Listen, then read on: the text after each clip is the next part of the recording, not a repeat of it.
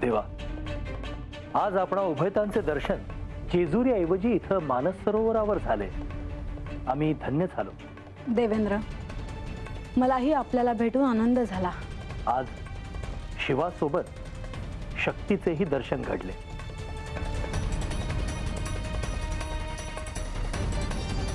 आख्यानात शिव आणि शक्ती असे ऐकले होते, पण यावेळी एवढेच संबोधन. नमो देवै महादेवै शिवायै सततम नमः. नमः प्रकृता भद्रायै नियत प्रणता स्मता. देवा, आपण आज इथे येणार याची पूर्व सूचना असती तर आपल्या स्वागताची विशेष तयारी केली असती. हे स्थान अशाही उत्सवाचे नाही. आपल्या सर्वांच्या उपस्थितीमुळे असाही उत्सव होतो आहे. सर्व मंगल मांगल्ये शिवे सर्वार्थ साधिके शरण्ये त्र्यंबके गौरी नारायणी नमोस्तुते. मला हवे तसे घडते आहे, पण माझे मूळ नाव का कोणी घेत नाहीये? माते, आज आपल्याला इथे पाहून अतिशय आनंद झाला. श्री खंडेराय यांच्या माथ्यावर मी सदैव विराजमान असतो, त्यामुळे तुमचे दर्शन मला नेहमी होते.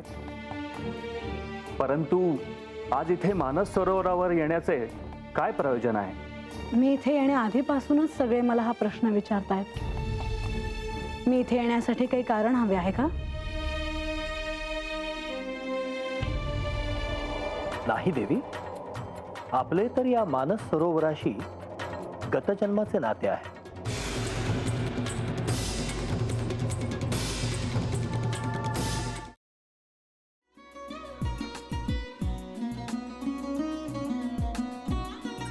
लावू का? हो. असाच लावू ना?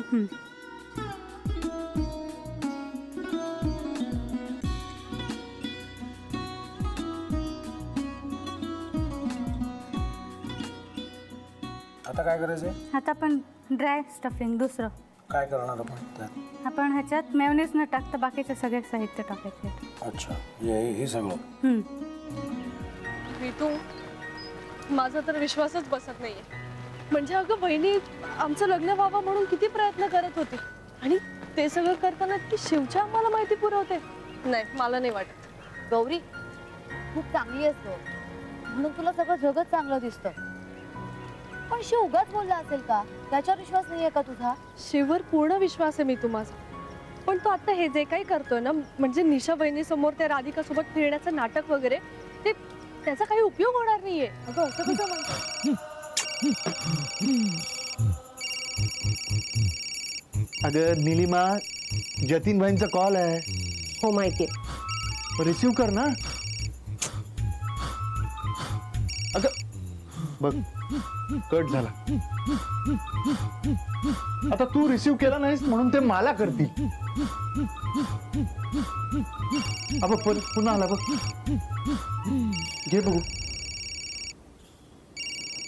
पण हे एक ना एक दिवस घडणारच होतं.